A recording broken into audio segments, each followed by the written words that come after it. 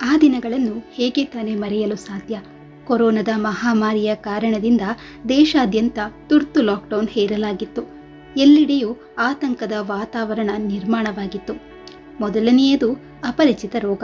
ಇನ್ನೊಂದೆಡೆ ಆ ರೋಗಕ್ಕೆ ಯಾವುದೇ ಔಷಧಿಗಳು ಇರಲಿಲ್ಲ. ಹೀಗಾಗಿ ಭಯ ಎಲ್ಲೆಡೆ ಪಸರಿಸುತ್ತಿತ್ತು. ಎಲ್ಲರೂ ಕತ್ತಲೆಯಲ್ಲಿ ಬಾಣ ಬಿಡುತ್ತಿದ್ದರು. ಔಷಧಿಗಳ ಹೊರತಾಗಿ ಯಾರೋ ಕಷಾಯದ ಬಗ್ಗೆ ಹೇಳುತ್ತಿದ್ದರೆ ಮತ್ತೆ ಕೆಲವರು ಯೋಗ ಪ್ರಾಣಾಯಾಮದ ಬಗ್ಗೆ ಸಲಹೆ ನೀಡ್ತಾ ಇದ್ರು. ಯಾರಿಗೆ ಯಾವುದು ತೋಚುತ್ತದೋ ಅವರು ಅದನ್ನೇ ಪ್ರಯೋಗ ಮಾಡ್ತಾ ಇದ್ರು. ರೈಲುಗಳಾಗಲಿ ಬಸ್ಸುಗಳಾಗಲಿ ಸಂಚರಿಸ್ತಾ ಇರಲಿಲ್ಲ. ಕೋಚಿಂಗ್ ಸೆಂಟರ್ ಹಾಗೂ ಹಾಸ್ಟೆಲ್ಗಳನ್ನು ಖಾಲಿ ಮಾಡಿಸ್ತಾ ಇದ್ರು. ಇಂತಹ ಸಂದರ್ಭದಲ್ಲಿ ಬಹು ದೂರದಿಂದ ಬಂದವರು ಬಹಳ ತೊಂದರೆ ಅನುಭವಿಸ್ತಾ ಇದ್ರು. ನಿಖಿತಾಳ ಜೊತೆಗೂ ಹೀಗೆ ಆಯಿತು. ಅವಳು ತನ್ನ ವೀಕೆಂಡನ್ನು ಮನೋಜ್ ಜೊತೆಗೆ ಕಳೆಯಲೆಂದು ಹೋಗಿ ಈ ಜಂಜಾಟದಲ್ಲಿ ಸಿಲುಕಿದ್ದಳು. ಅವರಿಬ್ಬರು ಮೊದಲ ಬಾರಿಗೆ ಹೀಗೆ ಸುತ್ತಾಡಲು ಹೋಗಿರಲಿಲ್ಲ. ಅವರು ಆಗಾಗ ಈ ತೆರೆನಾದ ಶಾರ್ಟ್ ಟ್ರಿಪ್ ಪ್ಲಾನ್ ಮಾಡ್ತಲೇ ಇದ್ರು. ಅಂದಹಾಗೆ ಇಬ್ಬರೂ ತಮ್ಮ ಮನೆಗಳಿಂದ ಬಹು ದೂರದ ಬೆಂಗಳೂರಿನಲ್ಲಿ ಉದ್ಯೋಗ ಮಾಡ್ತಾ ಇದ್ರು. ಹೀಗಾಗಿ ಅವರಿಗೆ ಯಾವುದೇ ಅಡೆತಡೆಗಳು ಇರಲಿಲ್ಲ. ಭವಿಷ್ಯದಲ್ಲಿ ಮದುವೆ ಮಾಡಿಕೊಳ್ಳುತ್ತೇವೋ ಇಲ್ವೋ ಎಂಬ ಬಗ್ಗೆ ಕಿಂಚಿತ್ತೂ ಯೋಚನೆ ಮಾಡದೆ ಇಬ್ಬರು ವರ್ತಮಾನದಲ್ಲಿ ಜೀವಿಸುತ್ತಿದ್ದರು. ಜನತಾ ಕರ್ಫ್ಯೂ ಘೋಷಣೆಯ ಜೊತೆಗೆ ಮುಂಬರುವ ದಿನಗಳಲ್ಲಿ ಲಾಕ್ಡೌನ್ ಹೇರುವ ಬಗೆಗಿನ ಸುಳಿವು ಕೂಡ ದೊರಕಿತು. ನಿಖಿತಾ ಹಾಗೂ ಮನೋಜ್ ಕೂಡ ತಾವೆಷ್ಟು ದಿನಗಳ ಕಾಲ ದೂರ ಇರಬೇಕಾಗಿ ಬರುತ್ತದೋ ಎಂದು ಯೋಚಿಸಿ ನಾವ್ಯಾಕೆ ಮುಕ್ತವಾಗಿ ಜೀವಿಸಬಾರದು ಎನ್ನುವುದು ಅವರ ಧೋರಣೆಯಾಗಿತ್ತು. ಅಂದಹಾಗೆ ನಿಖಿತಾ ವರ್ಕಿಂಗ್ ವುಮನ್, ಹಾಸ್ಟೆಲ್ನಲ್ಲಿ ವಾಸಿಸುತ್ತಿದ್ದಳು. ಮನೋಜ್ ಒಂದು ಪಿಜಿಯಲ್ಲಿದ್ದ. ಇಬ್ಬರು ಮನೋಜ್ನ ಸ್ನೇಹಿತ ಶಶಿಧರ್ ಮನೆಯಲ್ಲಿ ಉಳಿದುಕೊಳ್ಳೋಣ ಎಂದು ಯೋಚಿಸಿದರು. ಸರಿಯಾಗಿ ಅದೇ ಸಮಯಕ್ಕೆ ಶಶಿಧರ್ ತನ್ನ ಗೆಳೆಯರೊಂದಿಗೆ ಗೋವಾಕ್ಕೆ ಹೋಗಿದ್ದ. ಹೀಗಾಗಿ ಅವನ ಮನೆ ಖಾಲಿಯಾಗಿತ್ತು. ಅದೇ ಅವಕಾಶದ ಲಾಭ ಪಡೆದುಕೊಂಡು ಇಬ್ಬರು 2 ದಿನ ರಜೆ ಪಡೆದು ಮಂಗಳೂರಿಗೆ ಹೊರಟರು. ಇಬ್ಬರು ವೀಕೆಂಡ್ನ ಎಂಜಾಯ್ ಮಾಡ್ತಾ ಇದ್ರು. ಅಷ್ಟರಲ್ಲಿ ದೇಶಾದ್ಯಂತ ಲಾಕ್ಡೌನ್ ಘೋಷಣೆ ಮಾಡಲಾಯಿತು. ಆ ಸುದ್ದಿ ಕೇಳುತ್ತಿದ್ದಂತೆ ಮನೋಜ್ನ ಕಣ್ಣಲ್ಲಿ ಅದೇನೋ ಹೊಳಪು ಕಂಡಿತು. ಹಮ್ ತುಮ್ ಏಕ್ ಕಮ್ರೆ ಮೇ ಬಂದ್ ಹೋ ಔರ್ ಚಾಬಿ ಖೋ ಜಾಯೆ ಎಂದು ಹಾಡು ಗುನುಗುನಿಸುತ್ತಾ ನಿಖಿತಾಳತ್ತ ನೋಡಿದ. ನಿನಗೆ ನಗು ಬರ್ತಾ ಇದೆ, ಆದರೆ ನಾವು ಎಂತಹ ಸಂಕಷ್ಟಕ್ಕೆ ಸಿಲುಕಿಬಿಟ್ಟೆವು ಎನ್ನುವ ಅಂದಾಜು ನಿನಗಿದೆಯಾ? ನಿಖಿತಾ ಅವನನ್ನು ಗಂಭೀರಗೊಳಿಸಲು ಪ್ರಯತ್ನಿಸಿದಳು. ಇದರಲ್ಲಿ ನಾವು ತೊಂದರೆ ಅನುಭವಿಸುವುದು ಏನಿದೆ? ನಾವಿಲ್ಲಿ ಹೇಗೆ ಸಿಲುಕಿದ್ದೇವೆಯೋ ಹಾಗೆಯೇ ಪಣಜಿಯಲ್ಲಿ ಶಶಿಧರ್ ಕೂಡ ಸಿಲುಕಿಕೊಂಡಿದ್ದಾನೆ. ಈ ಮನೆಯಲ್ಲಿ ಅಡುಗೆ ಸಾಮಗ್ರಿಗಳ ಸಂಗ್ರಹವಂತೂ ಇದ್ದೇ ಇದೆ. ಹೇಗೋ ನೀನು ಅಡುಗೆ ಮಾಡ್ತೀಯ, ನಾನು ಅದರ ರುಚಿ ಸವಿತೀನಿ ಎನ್ನುತ್ತಾ ಮನೋಜ್ ಅವಳನ್ನು ನಿಶ್ಚಿಂತಳಾಗಿಸಲು ಪ್ರಯತ್ನಿಸಿದ. ಆದರೆ ನಿಖಿತಾಳಂತೂ ಬೇರೊಂದು ಚಿಂತೆಯಲ್ಲಿ ತಲೆ ಕೆಡಿಸಿಕೊಂಡಿದ್ದಳು. ನಾವಿಬ್ಬರು ಜೊತೆಗೆ ಒಂದೇ ಮನೆಯಲ್ಲಿ ಇರುವುದರ ಅರ್ಥ ನಿನಗೆ ಆಗ್ತಾ ಇರಬೇಕಲ್ವೇ? ಅದು ಕೂಡ ಯಾವುದೇ ಸುರಕ್ಷತೆಯ ಉಪಾಯಗಳಿಲ್ಲದೆ ಎಂದಳು ಆತಂಕದಿಂದ. ಆ ಮಾತು ಕೇಳಿದ ಮನೋಜ್ ಮತ್ತಷ್ಟು ಜೋರಾಗಿ ನಕ್ಕು, ಅದರಿಂದ ಏನಾಗುತ್ತದೆ? ಒಂದು ಪುಟ್ಟ ಮೊಗ್ಗು ಅರಳುತ್ತೆ ಅಷ್ಟೇ ತಾನೇ ಎಂದ. ಅವನ ಮಾತಿಗೆ ನಿಖಿತಾ ಕಾಲು ಅಪ್ಪಳಿಸುತ್ತಾ ಕೋಪದಿಂದ ಹೊರಟು ಹೋದ್ಲು. ಅದು 21 ದಿನಗಳ ಲಾಕ್ಡೌನ್ ಆಗಿತ್ತು. ಅವರು ಎಲ್ಲಿಯವರೆಗೆ ಸಾಧ್ಯವೋ ಅಲ್ಲಿಯವರೆಗೆ ಸುರಕ್ಷತೆಯ ಉಪಾಯ ಅನುಸರಿಸಿದರು. ಕೆಲವು ಸಲ ಅವರು ಸಂಯಮ ಕೂಡ ಕಾಪಾಡಿದರು. ಆದರೆ ಧೈರ್ಯದ ಕಟ್ಟೆ ಒಡೆದಾಗ ಇಬ್ಬರು ತಿಂಗಳ ಸುರಕ್ಷಿತ ದಿನಗಳ ಲೆಕ್ಕಾಚಾರದಲ್ಲಿ ಸಂಬಂಧ ಮಾಡಿದರು. ಆದರೆ ಅದರಿಂದ ಯಾವುದೇ ಖುಷಿಯ ಅನುಭವ ಸಿಗಲಿಲ್ಲ. ಪ್ರತಿಯೊಬ್ಬರು ಚಿಂತೆಯಲ್ಲಿ ಕಾಲ ಕಳೀತಾ ಇದ್ರು. ಯಾವಾಗ ಲಾಕ್ಡೌನ್ ಹಿಂಪಡೆಯುತ್ತಾರೆ ಎಂಬ ನಿರೀಕ್ಷೆ ಇತ್ತು. ಆದರೆ ನಿಖಿತಾಳಿಗಿದ್ದ ತವಕ ತಾನು ಯಾವಾಗ ಮುಟ್ಟಾಗುತ್ತೇನೆ ಎಂಬುದಾಗಿತ್ತು. ಅದೊಂದು ದಿನ ಅವಳು ಮುಟ್ಟಾದಾಗ ಅವಳಿಗೆ ನೆಮ್ಮದಿಯ ನಿಟ್ಟುಸಿರು ಬಿಡುವಂತಾಯಿತು. ಜೀವನದಲ್ಲಿ ಇದೇ ಮೊದಲ ಬಾರಿ ಮುಟ್ಟಾದಾಗ ನಿಖಿತಾ ಖುಷಿಯಾಗಿದ್ದಳು. ಇದಕ್ಕೂ ಮುಂಚೆ ಮುಟ್ಟು ಅವಳಿಗೆ ಬಹಳ ಅಸಹಜತೆಯನ್ನು ಉಂಟು ಮಾಡುತ್ತಿತ್ತು. ಹೇಗೋ ಲಾಕ್ಡೌನ್ನ ಮೊದಲ 21 ದಿನಗಳು ಕಳೆದವು. ಆದರೆ ಆ ಲಾಕ್ಡೌನನ್ನು ಮತ್ತಷ್ಟು ದಿನಗಳಿಗೆ ವಿಸ್ತರಿಸಲಾಯಿತು. ಆದರೆ ನಿರ್ಬಂಧಗಳಿಂದ ತುಸು ಸಡಿಲಿಕೆ ನೀಡಲಾಯಿತು. ಮನೋಜ್ ಹಾಗೂ ನಿಖಿತಾ ಹೇಗೋ ಮಂಗಳೂರಿನಿಂದ ಬೆಂಗಳೂರಿಗೆ ಬಂದರು. ನಿಖಿತಾ ನೆಮ್ಮದಿಯ ನಿಟ್ಟುಸಿರು ಬಿಟ್ಟಳು. ನಿಖಿತಾ ಆಧುನಿಕ ವಿಚಾರಧಾರೆಯ ಹುಡುಗಿ ಎನ್ನುವುದೇನೋ ನಿಜ. ಆದರೆ ಸಮಾಜದಲ್ಲಿ ಅವವಿವಾಹಿತ ತಾಯಂದಿರು ಅನುಭವಿಸುವ ಸ್ಥಿತಿ ಅವಳಿಗೆ ಗೊತ್ತಿರಲಿಲ್ಲ ಎಂದೇನಲ್ಲ. ತಾನು ಲಾಕ್ಡೌನ್ನಲ್ಲಿ ಯಾವುದೇ ತೊಂದರೆಯಲ್ಲಿ ಸಿಲುಕಲಿಲ್ಲ ಎಂಬ ಬಗ್ಗೆ ಅವಳಿಗೆ ಖುಷಿಯಾಗಿತ್ತು. ಒಂದ್ಸಲ ನಿಷೇಧವನ್ನು ಮೀರಿ ನಿಂತರೆ ಮತ್ತೆ ಮತ್ತೆ ಅದನ್ನು ಹಿಮ್ಮೆಟ್ಟುವ ಅಪಾಯ ಇದ್ದೇ ಇರುತ್ತದೆ ಎಂದು ಹೇಳಲಾಗುತ್ತದೆ. ಲಾಕ್ಡೌನ್ನ ನಿರ್ಬಂಧಗಳ ನಡುವೆ ಜೀವನ ಸಹಜ ಸ್ಥಿತಿಗೆ ಬರುತ್ತಿತ್ತು. ಸಂಚಾರ ವ್ಯವಸ್ಥೆ ಆರಂಭವಾಗ್ತಾ ಇತ್ತು. ಈ ಮಧ್ಯೆ ಪ್ರವಾಸೋದ್ಯಮ ಕೂಡ ತನ್ನ ಚಟುವಟಿಕೆಯ ಹಳ್ಳಿಗೆ ಬರುತ್ತಿತ್ತು. ಆನಂತರ ನಿಖಿತಾ ಮನೋಜ್ ಪುನಃ ವೀಕೆಂಡ್ನಲ್ಲಿ ಜೊತೆಗೆ ಕಾಣಿಸಿಕೊಳ್ಳತೊಡಗಿದರು. ಆದರೆ ಈ ಸಂದಿಗ್ಧ ಸಮಯ ನಿಖಿತಾಗೆ ತನ್ನ ಸಂಬಂಧಕ್ಕೆ ಅವಶ್ಯವಾಗಿ ಎಚ್ಚರದಿಂದಿರುವಂತೆ ಮಾಡಿತ್ತು. ಅವಳು ಮತ್ತು ಮನೋಜ್ ಇಬ್ಬರು ಮದುವೆಯಾಗುವ ನಿರ್ಧಾರ ಮಾಡಿದರು. ಅಂದಹಾಗೆ ಲವ್ ಮ್ಯಾರೇಜ್ಗಳು ಈಗ ನಿಷಿದ್ಧವಾಗಿಯೇನೂ ಉಳಿದಿಲ್ಲ. ಆದರೆ ಎರಡು ಬೇರೆ ಬೇರೆ ಜಾತಿಯ ವ್ಯಕ್ತಿಗಳು ಒಗ್ಗೂಡುವುದನ್ನು ಹಳೆಯ ತಲೆಮಾರಿನವರು ಈಗಲೂ ವಿರೋಧಿಸುತ್ತಾರೆ. ಆರಂಭಿಕ ವಿಘ್ನದ ಬಳಿಕ ಎರಡೂ ಕುಟುಂಬದವರು ಈ ಸಂಬಂಧಕ್ಕೆ ಅಂತೂ ಒಪ್ಪಿಗೆ ಸೂಚಿಸಿದರು. ಅಕ್ಟೋಬರ್ ತಿಂಗಳಲ್ಲಿ ಎಲ್ಲವೂ ಸಾಮಾನ್ಯವಾಗಿದೆ ಎಂದು ತಿಳಿದಾಗ ಎರಡೂ ಕುಟುಂಬದವರು ನಿಖಿತಾ ಮತ್ತು ಮನೋಜರ ನಿಶ್ಚಿತಾರ್ಥ ಮಾಡಿ ಮುಗಿಸಿದರು. ನಮ್ಮ ಸಮಾಜದಲ್ಲಿ ನಿಶ್ಚಿತಾರ್ಥ ಆಯಿತೆಂದರೆ ಮದುವೆ ಖಚಿತ ಎಂದು ಭಾವಿಸಲಾಗುತ್ತದೆ. ಇಂತಹ ಸ್ಥಿತಿಯಲ್ಲಿ ಸಮಾಜ ಹಾಗೂ ಸಂಸ್ಕಾರ ಹುಡುಗ ಹುಡುಗಿಯ ಭೇಟಿಗೆ ಯಾವುದೇ ಆಕ್ಷೇಪ ಎತ್ತುವುದಿಲ್ಲ. ಇವರಿಬ್ಬರಂತೂ ಸ್ವಲ್ಪ ಹೆಚ್ಚಾಗಿಯೇ ಭೇಟಿಯಾಗುತ್ತಿದ್ದರು. ಈಗ ಒಂದಷ್ಟು ನಿರ್ಲಕ್ಷ್ಯ ಕೂಡ ಮಾಡ್ತಾ ಇದ್ರು. ಮದುವೆ ಏಪ್ರಿಲ್ ತಿಂಗಳಲ್ಲಿ ನಡೆಯಲಿತ್ತು. ಅದಕ್ಕೆ ಮುಂಚೆಯೇ ಬೇಡದ ಒಂದು ಸಮಸ್ಯೆ ಅವರ ಎದುರು ಪ್ರತ್ಯಕ್ಷವಾಯಿತು. ನಿಖಿತಾಳಿಗೆ ಈ ಸಲ ಮುಟ್ಟಾಗಲಿಲ್ಲ. ನಿಖಿತಾ ಈ ವಿಷಯವನ್ನು ಮನೋಜ್ಗೆ ತಿಳಿಸಿದಾಗ ಅವನು ಎಂದಿನಂತೆ ಬೇಜವಾಬ್ದಾರಿಯುತ ರೀತಿಯಲ್ಲಿ, ನಿಖಿತಾ, ನೀನ್ಯಾಕೆ ಟೆನ್ಷನ್ ಮಾಡಿಕೊಳ್ಳುತ್ತಿರುವೆ? ಹೇಗೂ ನಮ್ಮ ಮದುವೆ ನಡೀತಾ ಇದೆಯಲ್ಲ, ಬೇಕೆನಿಸಿದರೆ ನೀನು ಗರ್ಭಪಾತ ಮಾಡಿಸಿಕೊಳ್ಳಬಹುದು. ಅವಳನ್ನು ಚಿಂತಾಮುಕ್ತಗೊಳಿಸಲು ಅವನು ಅವಳಿಗೆ ಸಲಹೆ ನೀಡಿದ. ಇಲ್ಲ, ಮೊದಲ ಮಗು ಸೃಷ್ಟಿಯ ಕೊಡುಗೆಯಾಗಿರುತ್ತದೆ. ಮೊದಲ ಗರ್ಭವನ್ನು ತೆಗೆಸಿ ಹಾಕಿದರೆ ಮತ್ತೆ ಗರ್ಭ ಧರಿಸಲು ಸಮಸ್ಯೆ ಆಗುತ್ತದೆ. ನಾನು ಈ ಮಗುವನ್ನು ತೆಗೆಸಿ ಹಾಕುವುದಿಲ್ಲ ಎಂದು ಹೇಳುತ್ತಾ ಅವಳು ಗರ್ಭಪಾತವನ್ನು ಸ್ಪಷ್ಟವಾಗಿ ನಿರಾಕರಿಸಿದಳು. ಮಾರ್ಚ್ ತಿಂಗಳು ಆರಂಭವಾಗಿತ್ತು. ನಿಖಿತಾಳ ಹೊಟ್ಟೆ ಒಂದಷ್ಟು ಎದ್ದು ಕಾಣತೊಡಗಿತ್ತು. ಅದನ್ನು ಅವಳು ಸಡಿಲ ಬಟ್ಟೆಯಲ್ಲಿ ಬಚ್ಚಿಡಲು ಪ್ರಯತ್ನ ಮಾಡ್ತಾ ಇದ್ಲು. ಮನೋಜ್ ಜೊತೆ ಮದುವೆಯಾಗುವ ತನಕ ಹೊಟ್ಟೆಯಲ್ಲಿರುವ ಈ ಮಗು ಅನಧಿಕೃತ ಎಂದು ಕರೆಸಿಕೊಳ್ಳುತ್ತದೆ. ಸಪ್ತಪದಿ ತೊಳಿತಾ ಇದ್ದಂತೆ ಈ ಮಗು ಅಧಿಕೃತ ಎನಿಸಿಕೊಳ್ಳುತ್ತದೆ. ಯಾರಾದರೂ ಯೋಚಿಸಿದ್ದು ಹಾಗೆ ಆಗುತ್ತಾ? ನಿಖಿತಾ ಯೋಚಿಸಿದಂತೆಯೇ ಆಗಲು ಸಾಧ್ಯವೇ? ಮಾರ್ಚ್ ಕೊನೆಯಾಗುತ್ತಾ ಬಂದಿತ್ತು. ಅಷ್ಟರಲ್ಲಿ ಇಡೀ ದೇಶ ಮತ್ತೆ ಲಾಕ್ಡೌನ್ ಸ್ಥಿತಿಗೆ ಒಳಗಾಯಿತು. ಕೆಲವು ನಗರಗಳು ಪೂರ್ಣವಾಗಿ, ಮತ್ತೆ ಕೆಲವು ಭಾಗಶಃ ಲಾಕ್ಡೌನ್ ಹೇರಲಾಯಿತು. ಗಾಬರಿಯಿಂದಾಗಿ ನಿಖಿತಾಳ ಸ್ಥಿತಿ ಯಾರಿಗೂ ಬೇಡವಾಗಿತ್ತು. ಕೊರೋನಾವನ್ನು ನಿಯಂತ್ರಣದಲ್ಲಿ ಇಡಲು ಸರ್ಕಾರ ಎಲ್ಲ ರೀತಿಯ ಕಾರ್ಯಕ್ರಮ ಹಾಗೂ ಮದುವೆ ಸಮಾರಂಭಗಳ ಮೇಲೆ ತಡೆ ಒಡ್ಡಲಾಯಿತು. ಮದುವೆಯನ್ನು 50 ಜನರಿಗಿಂತ ಕಡಿಮೆ ಜನರ ನಡುವೆ ಮಾಡಲು ಅವಕಾಶವಿತ್ತು. ಮನೋಜ್ನ ಮನೆಯವರು ಮದುವೆಯ ದಿನಾಂಕವನ್ನು ಮುಂದೂಡುವ ಬಗ್ಗೆ ಹೇಳಿದಾಗ ಅದನ್ನು ನಿಖಿತಾಳ ಮನೆಯವರು ಒಪ್ಪಿದರು. ಮದುವೆಯನ್ನು ವಿಜೃಂಭಣೆಯಿಂದ ಮಾಡಬೇಕು, ಎಲ್ಲ ಸಂಬಂಧಿಕರು ಸ್ನೇಹಿತರು ಅದರಲ್ಲಿ ಪಾಲ್ಗೊಳ್ಬೇಕು ಎಂಬುದೇ ಅವರ ಇಚ್ಛೆಯಾಗಿತ್ತು. ನಿಖಿತಾ ಈ ವಿಷಯ ಕೇಳಿ ಅವಳ ಕಾಲ ಕೆಳಗಿನ ನೆಲ ಅದುರಿದಂತಾಯಿತು. ಮುಂದಿನ ದಿನಾಂಕ ಏನಿಲ್ಲವೆಂದರೂ 3-4 ತಿಂಗಳ ಬಳಿಕವೇ ನಿರ್ಧಾರವಾಗುತ್ತದೆ. ಅಲ್ಲಿಯವರೆಗೆ ಅವಳು ತನ್ನ ಹೊಟ್ಟೆಯನ್ನು ಹೇಗೆ ಬಚ್ಚಿಟ್ಟುಕೊಳ್ಳಲು ಸಾಧ್ಯ?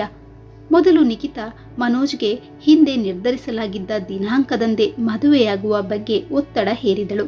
ಅವನು ತನ್ನ ಕುಟುಂಬದ ಮುಂದೆ ಈ ವಿಷಯ ಹೇಳಿದಾಗ ಅವರ್ಯಾರೂ ಅವನ ಮಾತನ್ನು ಕಿವಿಗೆ ಹಾಕಿಕೊಳ್ಳಲಿಲ್ಲ. ಕೊನೆಗೊಮ್ಮೆ ಅವಳು ಧೈರ್ಯ ಮಾಡಿ ತನ್ನ ಅಮ್ಮನೊಂದಿಗೆ ಫೋನ್ನಲ್ಲಿ ಮಾತನಾಡಿದ್ಲು. ಮದುವೆಯಾಗುವ ಮೊದಲೇ ಮಗಳು ತಾಯಿಯಾಗುತ್ತಿರುವ ಸುದ್ದಿ ಕೇಳಿ ಅವಳ ಅಮ್ಮನಿಗೆ ಪ್ರಜ್ಞೆ ತಪ್ಪಿದಂತಾಯಿತು. ನೀನು ಇಷ್ಟೊಂದು ತಿಳುವಳಿಕೆ ಉಳ್ಳವಳಾಗಿದ್ದರೂ ಇಂತಹ ತಪ್ಪು ಹೇಗೆ ಮಾಡಿದೆ? ಅಮ್ಮ ತಲೆ ಚಚ್ಕೊಂಡ್ರು. ಆದರೆ ಈಗ ಏನೂ ಮಾಡಲು ಸಾಧ್ಯ ಇರಲಿಲ್ಲ. ಕೆಲವು ಜನರ ಸಮ್ಮುಖದಲ್ಲಾದರೂ ಸರಿ, ಮಗಳ ಮದುವೆ ಮಾಡಲೇಬೇಕು, ಇಲ್ಲದಿದ್ದರೆ ತಮ್ಮ ಪ್ರತಿಷ್ಠೆಗೆ ಪೆಟ್ಟು ಬೀಳುತ್ತದೆ ಎಂದು ಅಮ್ಮ ಗಾಬರಿಗೊಂಡ್ರು. ಅಮ್ಮ ಅಪ್ಪನನ್ನು ವಿಶ್ವಾಸಕ್ಕೆ ತೆಗೆದುಕೊಂಡು ಈ ಆಪತ್ತಿನ ಸೂಚನೆ ಕೊಟ್ಟರು. ಅವರು ಯೋಚನೆ ಮಾಡಿ ಮನೋಜ್ನ ತಾಯಿ ತಂದೆಗೆ ವಸ್ತುಸ್ಥಿತಿ ವಿವರಿಸಿದರು. ಅವರು ಪ್ರಗತಿಪರ ವಿಚಾರಧಾರೆಯವರಾಗಿದ್ದರಿಂದ ಮೊದಲೇ ನಿಗದಿಪಡಿಸಿದ ದಿನಾಂಕದಂದು ಮದುವೆ ಮಾಡಲು ಒಪ್ಕೊಂಡ್ರು. ಎಲ್ಲರೂ ನಿಶ್ಚಿಂತತೆಯ ನಿಟ್ಟುಸಿರು ಬಿಟ್ಟರು. ಆದರೆ ಪ್ರತಿಯೊಂದು ಕಥೆಯ ಅಂತ್ಯ ಸುಖಾಂತ್ಯವಾಗುತ್ತದೆ ಎಂದು ಹೇಳಲಾಗದು. ನಿಖಿತಾ ಇನ್ನಷ್ಟು ಪರೀಕ್ಷೆಗಳನ್ನು ಎದುರಿಸಲೇಬೇಕಾಗಿತ್ತು. ಇತ್ತ ಮದುವೆಗೆ ಇನ್ನು ಕೆಲವು ದಿನಗಳು ಮಾತ್ರ ಬಾಕಿ ಉಳಿದಿತ್ತು. ಆದರೆ ಕೊರೋನಾದ ಹಾವಳಿ ಇನ್ನೂ ಕಡಿಮೆಯಾಗಿರಲಿಲ್ಲ. ದಿನ ಪ್ರಕರಣಗಳ ಸಂಖ್ಯೆ ಹೆಚ್ಚುತ್ತಲೇ ಹೊರಟಿತ್ತು.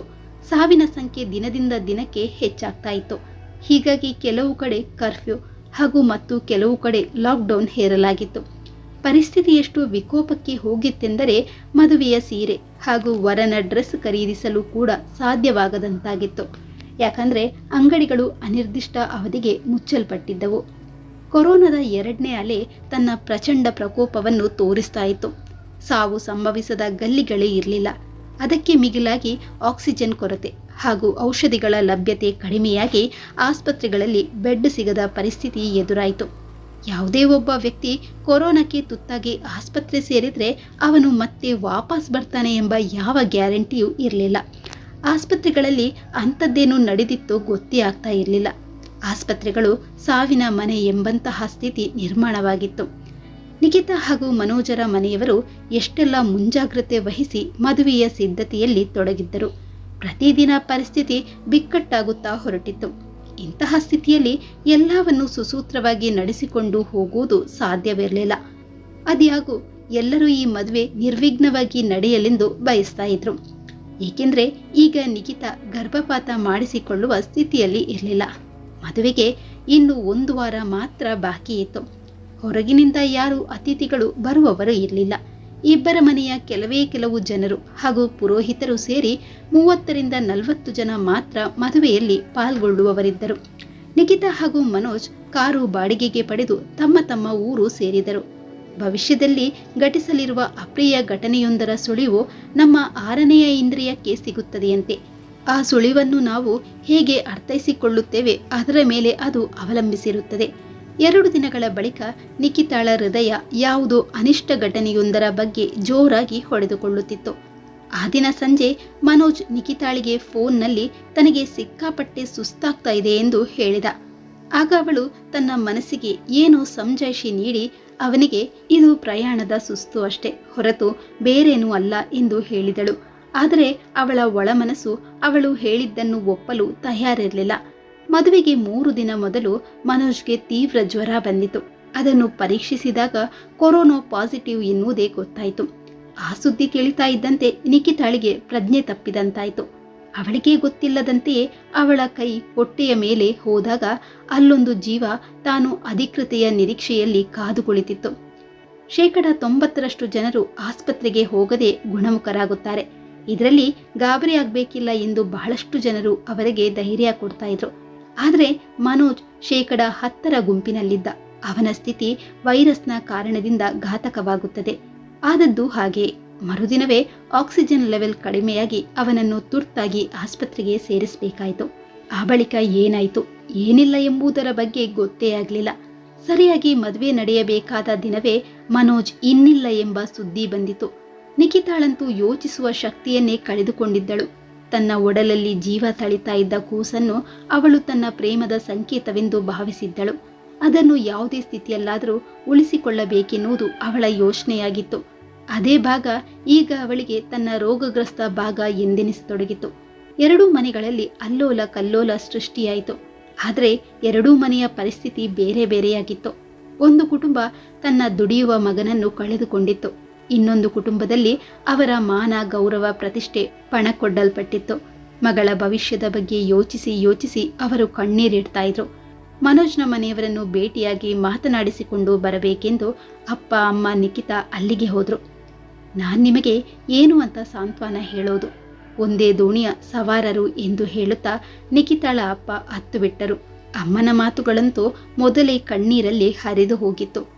ಏನ್ ಮಾಡ್ಲಿ ಹೇಳಿ, ನಮಗೆ ಇನ್ನೊಬ್ಬ ಮಗನಾದರೂ ಇದ್ದಿದ್ದರೆ ನಿಖಿತಾಳನ್ನು ಕೈ ಬಿಡುವ ಪ್ರಶ್ನೆಯೇ ಬರುತ್ತಿರಲಿಲ್ಲ ಎಂದು ಹೇಳುತ್ತಾ ಮನೋಜ್ನ ತಾಯಿ ನಿಖಿತಾಳನ್ನು ತಪ್ಪಿಕೊಂಡ್ರು. ನಾವಂತೂ ಜೀವಂತ ಇದ್ದು ಸತ್ತಂತಾಗಿದೆ. ಈಗ 6ನೇ ತಿಂಗಳಲ್ಲಿ ಮಗುವನ್ನು ತೆಗೆಸಿಯೇ ಹಾಕಿದರೆ ನಾವು ನಮ್ಮ ಮಗಳನ್ನು ಕಳೆದುಕೊಳ್ಳಬೇಕಾಗುತ್ತದೆ ಎಂದು ಹೇಳುತ್ತಾ ನಿಖಿತಾಳ ಅಮ್ಮ ಪುನಃ ಬಿಕ್ಕಿ ಅಳತೊಡಗಿದರು. ಆಗ ಮನೋಜ್ನ ಚಿಕ್ಕಪ್ಪನ ಮಗಳು ಹೇಳಿದ್ಲು, ಇಲ್ಲಿನ ಹಿರಿಯರು ಇಷ್ಟಪಡುವುದಾದರೆ ನಿಖಿತಾ ಹಾಗೂ ಮನೋಜ್ನ ಹುಟ್ಟಲಿರುವ ಮಗುವನ್ನು ನಾವು ದತ್ತು ತೆಗೆದುಕೊಳ್ಳುತ್ತೇವೆ. ನಾವಂತೂ ಮಗುವಿಗಾಗಿ ಅದೆಷ್ಟೇ ಪ್ರಯತ್ನ ಮಾಡಿದರೂ ಸಾಧ್ಯ ಆಗಲಿಲ್ಲ. ಲಾಕ್ಡೌನ್ ಮುಗಿದ ಬಳಿಕ ನಾವು ಯಾವುದಾದ್ರೊಂದು ಮಗುವನ್ನು ದತ್ತು ತೆಗೆದುಕೊಳ್ಳುವ ಬಗ್ಗೆ ಯೋಚಿಸ್ತಾ ಇದ್ದೆ ಎಂದು ವನಿತಾ ಹೇಳಿದ್ಲು. ವನಿತಾಳ ಮಾತಿಗೆ ಅವಳ ಗಂಡ ರಮಣ್ ಕೂಡ ಒಪ್ಪಿಗೆ ಸೂಚಿಸ್ತಾ ಇದ್ದಂತೆ ನಿಖಿತಾಳ ಅಮ್ಮನಿಗೆ ಒಂದಿಷ್ಟು ನಿರಾಳತೆ ಎನಿಸಿತು. ಎಲ್ಲರೂ ಈ ಬದಲಾದ ವಿಷಯದ ಬಗ್ಗೆ ಚರ್ಚಿಸತೊಡಗಿದರು. ಕೊನೆಯಲ್ಲಿ ನಿರ್ಧಾರವಾದ ವಿಷಯವೇನೆಂದರೆ ನಿಖಿತಾ ಕೆಲವು ತಿಂಗಳು ರಜೆ ಪಡೆದು ವನಿತಾ ಹಾಗೂ ರಮಣ್ ಜೊತೆಗೆ ಹೈದರಾಬಾದ್ಗೆ ಹೋಗುವುದು. ಅಲ್ಲಿ ಅವಳು ಮಗುವಿಗೆ ಜನ್ಮ ನೀಡುವುದು. 1 ತಿಂಗಳ ಬಳಿಕ ಮಗುವನ್ನು ಕಾನೂನು ರೀತ್ಯ ವನಿತಾಳಿಗೆ ಕೊಡುವುದೆಂದು ದತ್ತು ಪ್ರಕ್ರಿಯೆಗೆ ಸೆಮಿ ಓಪನ್ ಅಡಾಪ್ಷನ್ ಅನುಸರಿಸಲು ತೀರ್ಮಾನಿಸಲಾಯಿತು. ಇದರ ಪ್ರಕಾರ ನಿಖಿತಾ ಅವರಿಗೆ ಮಗುವನ್ನು ಒಪ್ಪಿಸಿದ ಬಳಿಕ ಭೇಟಿಯಾಗುವ ಹಾಗಿಲ್ಲ. ಮೊದಲೇ ನಿರ್ಧರಿಸಿದ ಪ್ರಕಾರ ನಿಖಿತಾ ಅವರೊಂದಿಗೆ ಹೈದರಾಬಾದ್ಗೆ ಹೋದ್ಲು. ತನ್ನ ಹೊಟ್ಟೆಯಲ್ಲಿ ಬೆಳೆಯುತ್ತಿರುವ ಮಗುವಿನ ಜೊತೆಗೆ ತಾನು ಯಾವುದೇ ರೀತಿಯ ಆತ್ಮೀಯತೆ ಬೆಳೆಸಿಕೊಳ್ಳುವುದಿಲ್ಲವೆಂದು ಅವಳು ತನ್ನ ಮನಸ್ಸಿಗೆ ಹೇಳಿಕೊಂಡ್ಳು. ತನ್ನ ಉಬ್ಬಿದ ಹೊಟ್ಟೆಯನ್ನು ತನ್ನ ದೇಹದಲ್ಲಿ ಬೆಳೆಯುತ್ತಿರುವ ಒಂದು ಗಂಟು ಎಂದು ಭಾವಿಸುವೆ. ಅದಕ್ಕೆ ಕೆಲವು ತಿಂಗಳುಗಳ ಬಳಿಕ ಆಪರೇಷನ್ ಆಗುತ್ತದೆ. ಆ ಬಳಿಕ ಅದು ಮತ್ತೆ ಸಾಮಾನ್ಯ ಸ್ಥಿತಿಗೆ ಬರುತ್ತದೆ ಎಂದು ತಿಳಿಯುವೆ ಎಂದುಕೊಂಡ್ಳು. ವನಿತಾ ಹಾಗೂ ರಮಣ್ ನಿಖಿತಾಳ ಬಗ್ಗೆ ಪರಿಪೂರ್ಣ ಗಮನ ಕೊಡ್ತಾ ಇದ್ರು. ಅವಳು ಯಾವಾಗಲೂ ಖುಷಿಯಾಗಿ ಇರಬೇಕೆಂದು ಅವರು ಬಯಸುತ್ತಿದ್ದರು. ಆದರೆ ಹೇಗೆ ತಾನೇ ಖುಷಿಯಿಂದ ಇರಲು ಸಾಧ್ಯ? ಈ ಮಗುವಿನ ಮೇಲೆ ತನಗೆ ಹುಟ್ಟುವ ತನಕ ಮಾತ್ರ ಅಧಿಕಾರ ಇದೆ ಎಂಬುದು ಅವಳಿಗೆ ಅರಿವಿತ್ತು. ಹಾಗಾಗಿಯೇ ಅವಳು ಮಗುವಿನ ಮೋಹದಿಂದ ಹೊರಬರ್ತಾ ಇದ್ಲು. ಹೆರಿಗೆಯ ಸಮಯ ಹತ್ರ ಬರ್ತಾ ಇತ್ತು. ಅವಳಿಗಾಗಿ ಒಂದು ಒಳ್ಳೆಯ ಮೆಟರ್ನಿಟಿ ಹೋಮ್ನಲ್ಲಿ ವ್ಯವಸ್ಥೆ ಮಾಡಲಾಗಿತ್ತು. ವೈದ್ಯರು ಕೂಡ ಅವಳ ದೇಹದಲ್ಲಿ ಆಗುತ್ತಿದ್ದ ಪರಿವರ್ತನೆಗಳ ಮೇಲೆ ನಿಗಾ ಇಟ್ಟಿದ್ದರು. ಇಷ್ಟೆಲ್ಲ ವ್ಯವಸ್ಥೆಗಳ ಹೊರತಾಗಿಯೂ ನಿಖಿತಾ ಯಾವಾಗಲೂ ಬಾಲ್ಕನಿಯ ಹತ್ತಿರದ ಕಿಟಕಿಯಲ್ಲಿ ಶೂನ್ಯದತ್ತ ನೋಡುತ್ತಾ ಕಾಲ ಕಳೀತಾ ಇದ್ಲು. ಅಂದೊಂದು ದಿನ ಬೆಳಿಗ್ಗೆ ನಿಖಿತಾಳಿಗೆ ಬೆಕ್ಕೊಂದರ ಗಲಾಟೆಯಿಂದ ಒಮ್ಮೆಲೆ ಎಚ್ಚರವಾಯಿತು. ಹೊರಗಡೆ ಇಣುಕಿ ನೋಡಿದಾಗ ಬಾಲ್ಕನಿಯಲ್ಲಿ ಬೆಕ್ಕೊಂದು ತನ್ನ 3 ಮರಿಗಳನ್ನು ಎತ್ತಿಕೊಂಡು ಬಂದಿದೆ. ಆ ಮರಿಗಳು ಎಷ್ಟು ಪುಟ್ಟದಾಗಿತ್ತೆಂದರೆ ಅವಿನ್ನು ಕಣ್ಣು ಸಹ ಬಿಟ್ಟಿರಲಿಲ್ಲ. ತಾಯಿ ಬೆಕ್ಕು ತನ್ನ ಮರಿಗಳನ್ನು ಒಂದಾದ ಮೇಲೊಂದರಂತೆ ತನ್ನ ನಾಲಿಗೆಯಿಂದ ನೆಕ್ಕುತ್ತಿತ್ತು. ಒಮ್ಮೆ ಅದು ಬಾಹುಗಳಲ್ಲಿ ತೆಗೆದುಕೊಳ್ಳಲು ಪ್ರಯತ್ನಿಸಿದರೆ ಮತ್ತೊಮ್ಮೆ ಎದೆಗಾನಿಸಿಕೊಂಡು ಹಾಲು ಕುಡಿಸ್ತಾ. ಇನ್ನೊಮ್ಮೆ ಅದು ಒಂದು ಮರಿಯನ್ನು ಬಾಯಲ್ಲಿ ಕಚ್ಚಿಕೊಂಡು ಹೋಗಲು ಪ್ರಯತ್ನಿಸಿದಾಗ ನಿಖಿತಾಳ ಹೃದಯ ನಿಂತಂತೆ ಭಾಸವಾಯಿತು. ಏ ಬೆಕ್ಕೆ, ಸ್ವಲ್ಪ ಜಾಗ್ರತೆಯಿಂದ ತೆಗೆದುಕೊಂಡು ಹೋಗು, ಮರಿಗೆ ಎಲ್ಲಾದರೂ ಪೆಟ್ಟಾದೀತು ಎಂದು ಅವಳು ಮನಸ್ಸಿನಲ್ಲಿಯೇ ಹೇಳಿಕೊಂಡ್ಳು. ತಾಯಿ ಬೆಕ್ಕು ಮರಿಗಳ ಜೊತೆ ನಡೆಸುತ್ತಿದ್ದ ಮುದ್ದಾಟ ನೋಡಿ ತನ್ನ ಮನಸ್ಸಿನಲ್ಲಿ ಆಗುತ್ತಿರುವ ಬದಲಾವಣೆಗಳನ್ನು ಗಮನಿಸತೊಡಗಿದಳು. ಆ ಪುಟ್ಟ ಮರಿಗಳ ಮ್ಯಾವ್ ಶಬ್ದ ಎಷ್ಟು ಇಂಪಾಗಿತ್ತೆಂದರೆ ಆ ಶಬ್ದಗಳಲ್ಲೇ ನಿಖಿತಾ ಕಳೆದು ಹೋದ್ಲು. ಆಕಸ್ಮಿಕವಾಗಿ ಅವಳಿಗೆ ತನ್ನ ಸ್ತನಗಳಲ್ಲಿ ಹಾಲು ಸ್ರವಿಸಿದಂತೆ ಭಾಸವಾಯಿತು. ಆ ಬಳಿಕ ಅವಳು ಕೈಯಿಂದ ತನ್ನ ಹೊಟ್ಟೆಯನ್ನು ಸವರಿಕೊಂಡಾಗ ಅವಳ ಕಣ್ಣಿನಿಂದ ನೀರು ತಂತಾನೆ ಹರಿಯತೊಡಗಿತು. ಅವಳ ಕಣ್ಣುಗಳು ಕಿಟಕಿಯಿಂದ ಬದಿಗೆ ಸರಿದರೂ ಕಿವಿಗಳು ಮಾತ್ರ ಅಲ್ಲಿಂದ ದೂರ ಸರಿದಿರಲಿಲ್ಲ. ಅವುಗಳ ಮೋಹಕ ಧ್ವನಿಯನ್ನು ಕೇಳಿ ಅವಳಲ್ಲಿ ವಿಚಿತ್ರ ಕಂಪನ ಉಂಟಾಯಿತು. ಅನಂತರ ಅವಳು ತನಗಾಗಿ ತಂದಿಟ್ಟಿದ್ದ ಹಾಲನ್ನು ಬಟ್ಟಲಲ್ಲಿ ಹಾಕಿ ಬಾಲ್ಕನಿಯಲ್ಲಿ ಇಟ್ಟಳು. ಆ ರಾತ್ರಿ ನಿಖಿತಾಳಿಗೆ ಹೆರಿಗೆ ನೋವು ಕಾಣಿಸಿಕೊಂಡಿತು. ವನಿತಾ ಹಾಗೂ ರಮಣ್ಗೂ ಇದೇ ಗಳಿಗೆಯ ನಿರೀಕ್ಷೆ ಇತ್ತು. ಅವರು ತಕ್ಷಣವೇ ಅವಳನ್ನು ಆಸ್ಪತ್ರೆಗೆ ಸೇರಿಸಿದರು. 2 ಗಂಟೆಯಲ್ಲಿಯೇ ಅವಳು ಪುಟ್ಟ ಹೆಣ್ಣು ಮಗುವಿಗೆ ಜನ್ಮ ನೀಡಿದ್ಲು. ನಿಖಿತಾ ಇನ್ನೂ ಔಷಧಿಗಳ ಪರಿಣಾಮದಿಂದ ಅರೆ ಪ್ರಜ್ಞಾವಸ್ಥೆಯಲ್ಲಿದ್ದಳು. ಆದರೆ ಅವಳ ಕೈಗಳು ತನ್ನ ಅಕ್ಕಪಕ್ಕ ಏನನ್ನೋ ಹುಡುಕ್ತಾ ಇದ್ದವು. ವನಿತಾ ಅವಳ ನೋವನ್ನು ಅರ್ಥ ಮಾಡಿಕೊಂಡ್ಳು. ಅವಳು ತಕ್ಷಣವೇ ನಿಖಿತಾಳ ಕೈಯನ್ನು ನವಜಾತ ಶಿಶುವಿಗೆ ಸ್ಪರ್ಶಿಸಿದ್ಲು. ನಿಖಿತಾಳಿಗೆ ಆ ಕೋಮಲ ಸ್ಪರ್ಶದ ಅನುಭೂತಿ ಆಗುತ್ತಿದ್ದಂತೆ ಪುಳಕಿತಳಾದಳು. ಸಂಜೆ ನಿಖಿತಾಳಿಗೆ ಪ್ರಜ್ಞೆ ಬರುತ್ತಿದ್ದಂತೆ ನರ್ಸ್ ಅವಳಿಗೆ ಎದೆ ಹಾಲು ಕುಡಿಸಲು ಹೇಳಿದ್ಲು. ಅಷ್ಟಿಷ್ಟು ಪ್ರಯತ್ನದ ಬಳಿಕ ಮಗು ಹಾಲು ಕುಡಿಯತೊಡಗಿತು. ನಿಖಿತಾ ಆಗ ಅಲೌಕಿಕ ಸುಖದಲ್ಲಿ ಮುಳುಗಿದಳು. ಅದು ಎಂತಹ ಒಂದು ಅನುಭವವಾಗಿತ್ತೆಂದರೆ ಅದನ್ನು ಶಬ್ದಗಳಲ್ಲಿ ವರ್ಣಿಸಲಾಗದು. ನಿಖಿತಾಳ ಕೈಗಳು ಮಗುವಿನ ತಲೆಯನ್ನು ನೇವರಿಸತೊಡಗಿದವು. ಹಾಲು ಕುಡಿತಾ ಇರುವಾಗ ಮಗುವಿನ ಬಾಯಿಂದ ಹೊರಹೊಮ್ಮುತ್ತಿದ್ದ ಶಬ್ದ ಕೋಣೆಯಲ್ಲಿ ಕೊಳಲು ಊದಿದಂತೆ ಭಾಸವಾಗುತ್ತಿತ್ತು.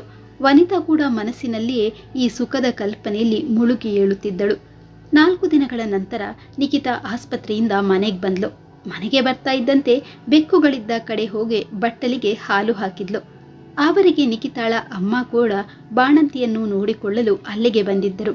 ಇಡೀ ಕುಟುಂಬ ಆ ಒಂದು ಮಗುವಿನ ಸುತ್ತ ಇತ್ತು. ನೋಡುತ್ತಿದ್ದಂತೆ ಹೆರಿಗೆಯಾಗಿ ತಿಂಗಳಾಗುತ್ತಾ ಬಂತು. ನಿಖಿತಾ ಈಗ ಮಗುವಿನಿಂದ ದೂರ ಹೋಗುವ ಸಮಯ ಬಂದಿತ್ತು.